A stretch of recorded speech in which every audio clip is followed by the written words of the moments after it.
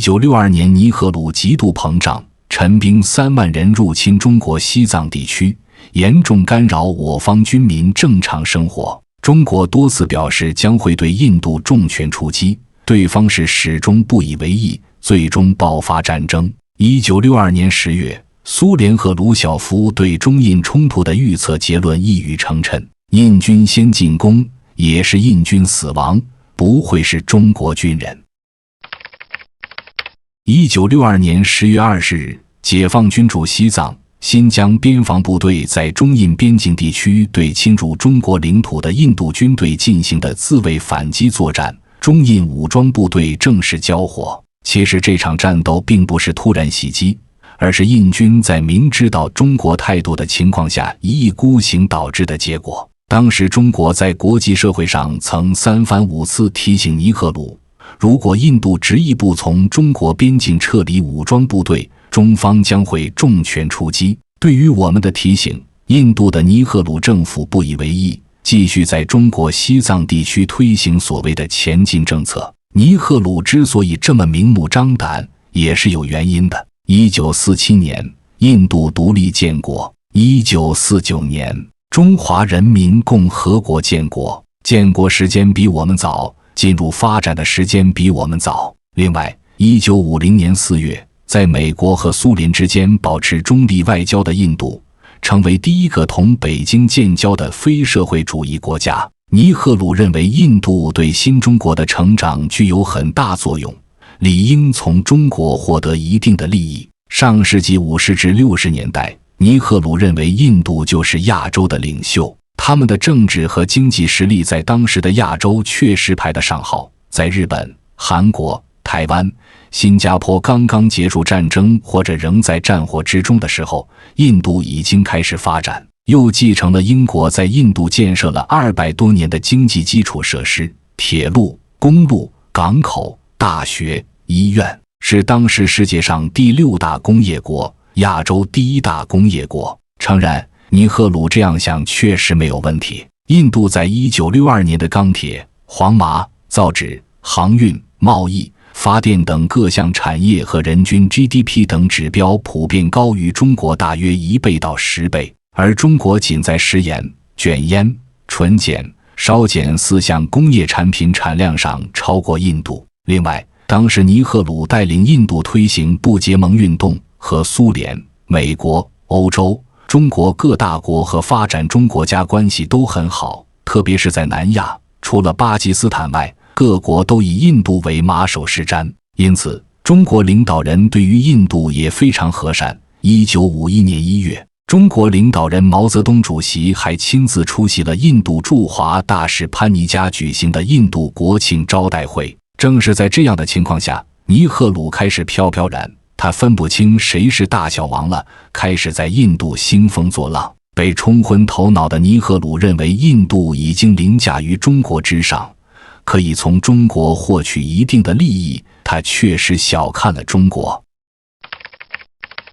尽管苏联赫鲁晓夫之前一直认为中国不会向印度出兵，但是在1962年10月得知中印双方发生武装冲突，并开始在边境线上作战的消息后，赫鲁晓夫也不得不接受这样的消息，并进一步对未来的发展形势进行预估。对双方的情况进行考虑之后，赫鲁晓夫下了一个结论：即便是印军在作战中抢得先机，死亡的也只会是印军，不会是中国军人。赫鲁晓夫说的不假，1962年的那场战争完全就是尼赫鲁在作死。从1961年至1962年10月双方开始交火的这段时间里，印军在中印边界西段的中国领土上建立了43个据点。从政治上来看，印军的这一行为已经对中国的领土主权造成了侵略态势。从军事上来看，印军这样的行为为他们后续的一些行动奠定了很好的基础。当时解放军刚刚解放西藏不久，在中印边境地区并没有布置太多的驻防点，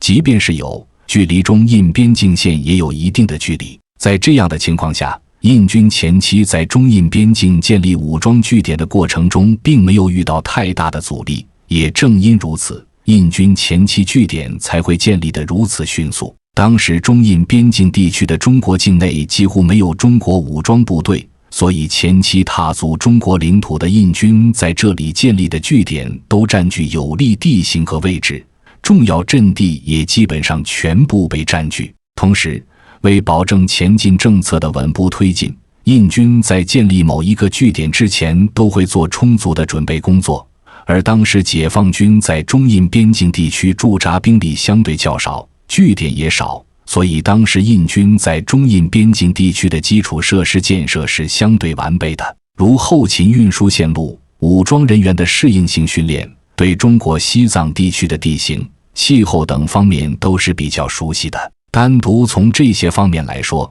印军的优势非常大。如果照这样的趋势发展下去的话，解放军和印军交火是没有优势的。但是赫鲁晓夫为何会认为印军和解放军交火必定会失败呢？第一，部队不适应。印度境内大部分处于热带气候区，士兵在调往中印边境地区作战的时候并没有进行过长时间的气候适应，所以大部分在中印边境作战的印军并未适应，自然也无法发挥出最佳的作战能力。不仅是人，印军所使用的一些武器装备也无法适应高原寒冷气候，士兵无法正确保养，导致很多武器装备都出现了问题。第二，武器装备差。当时虽然解放军武装部队所使用的一些武器装备较世界一流水平还有一定的差距，但已经摆脱了小米加步枪的时代。相比起来，印军使用的一些武器装备更加落后，仅有的一些先进武器还是从苏联、美国购得，但是纯粹依靠购买获得的武装装备会消耗大量的资金，印度当时的资金也不足以实现全军更换装备。当时尼赫鲁之所以有底气敢和解放军硬碰硬，完全是苏联和美国给的底气，没有这两个超级大国的支持，印度是什么？而苏联和美国也不是印度亲爹，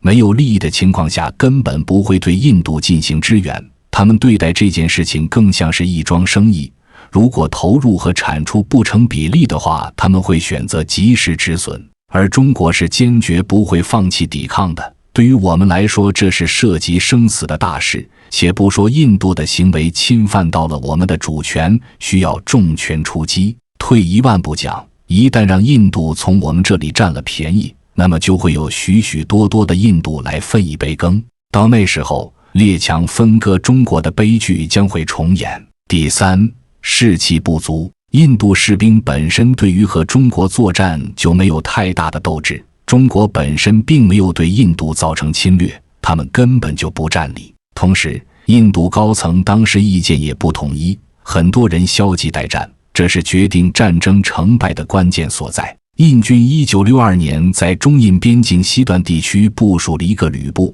6个步兵营、一个机枪营及弱适配属分队，共5600余人；在东段地区部署了一个军部、一个师部、3个旅部、15个步兵营，约 1.6 万余人。又派出印军精锐部队第7旅4个营、炮兵第4旅2个营驻扎于麦克马洪线以北的克杰朗、傍山口及以南的达旺地区。第5、第181旅计8个营驻扎于麦克马洪线以南地区。第4军军部、第40师部驻扎于提斯普尔。至此，印军在中印边境的东西两段共集结了22000多人。而当时中国方面后知后觉，紧急往西藏地区调集部队。相比于匆匆应战，印军有更多的时间优势，这就是作战中的先手效应。即便如此，印军也没有抵抗住解放军1个月的进攻，甚至连印度首都新德里都感受到了危机，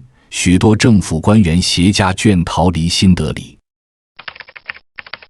1962年9月、10月上旬，印军不顾中国边防部队的劝阻和警告，连续进攻驻守在麦克马洪线以北西藏山南地区泽瑙桥和扯东的中国边防部队，打死打伤47人。10月17和18日，在东段和西段，入侵印军同时向中国边防部队进行猛烈炮击。20日，发起大规模进攻，企图进一步侵占中国领土。面对印度集结兵力侵占中国领土，频繁挑起边界冲突的形势，中国驻西藏、新疆边防部队遵照中国政府和中央军委的决定，进入战备状态。1962年10月17日，中央军委下达歼灭入侵印军的作战命令。18日，中央军委再次发出指示，此次对印度反动派作战，事关国威、军威，务求出战必胜，只能打好，不能打坏。接到命令后，解放军西藏各作战部队开始紧急行动。在东段，西藏边防部队针对印军沿克杰朗河右岸沿线展开的进攻部署，集中优势兵力，采取迂回侧后、分割包围、各个击破的战法，攻占羌等、卡隆、沙泽、仲昆桥及张多等地。随后，解放军兵分5路南进，于25日进占克杰朗地区入侵印军的后方基地达旺，后陆续收复克杰朗河以南、达扎河以北、不丹以东、达旺以西、伊古通、戈里西娘等被印军侵占的中国领土。在西段，新疆边防部队针对入侵印军正面宽、据点分散、间隙大的弱点，采用逐次转用兵力攻坚靶点的战法，全歼侵入加勒万河谷和红山头地区的印军，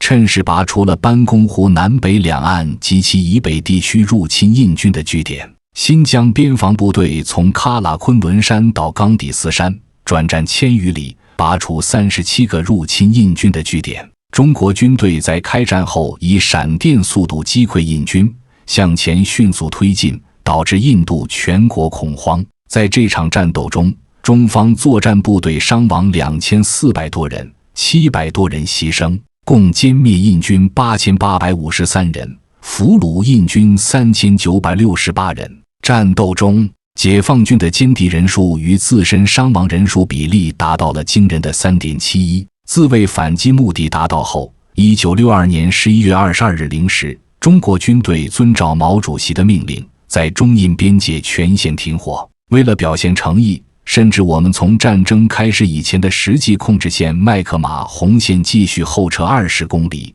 与印军脱离接触。尼赫鲁的侵略野心没有实现，中国还给他一个台阶下，赶紧灰溜溜的就坡下驴。这场侵略中国的闹剧到此结束。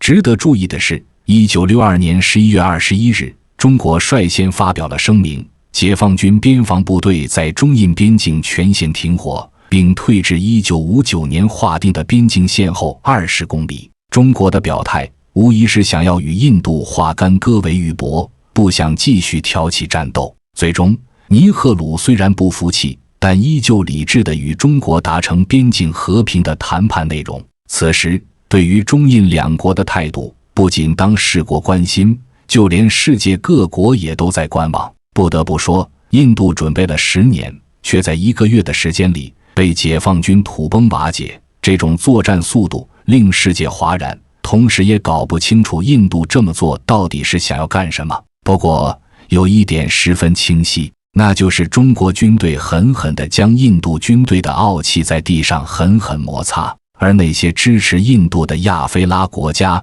也都开始靠边站了。据了解，战前印度自诩为第30届领袖，在尼赫鲁的一番声情并茂解说下，前后有53个亚非拉国家明确表示支持印度。然而1个月之后，当传来印度战败的消息，这些坚定不移的亚非拉国家却只剩下2个支持印度了。由此，印度反对党在国会上通过了对尼赫鲁政府的不信任案，这也让尼赫鲁的威信在国内大大降低。另外，中印战争给了印度当头一棒，给巴基斯坦打开了新大门，积极派出代表团访华，与中国建立了深厚的友谊，甚至在中国帮助下夺回了被印度抢走的大部分国土。这一举也彻底地改写了南亚大陆的政治格局。除此之外，美苏等大国的反应也值得令人深究。一开始在中苏关系破裂之后，苏联公然站队印度，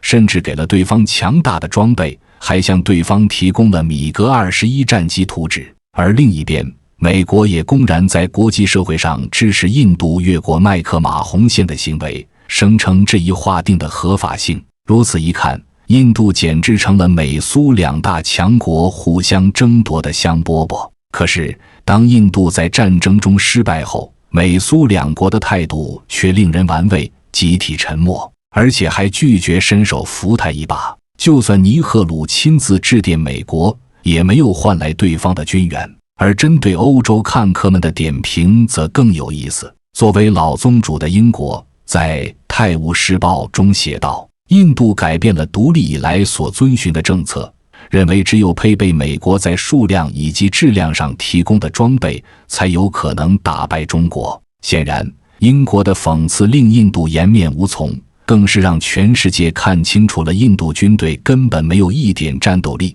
在实力面前简直不堪一击。虽然英国政府的点评多少有点报复味道，但是却也直接道明了真相。而一些与印度曾经有所过节的欧洲小国，自然也不放过这个折损印度的好机会，称印度是罪有应得。显然，中印战争的结果不仅让印度看清楚了世界各国的反应，也意识到自身的不足。尼赫鲁自以为有了美苏两国撑腰，中国就不敢打响这一仗。殊不知，在维护国家领土方面，我们绝不会姑息。印度虽然凭借自己的能力实现了独立，但是他们却并没有放弃那种骨子里的殖民掠夺观念。要知道，想要在国际社会里站稳脚跟，不是凭着嗓门大与大国交好就可以的，而是要拿出硬实力。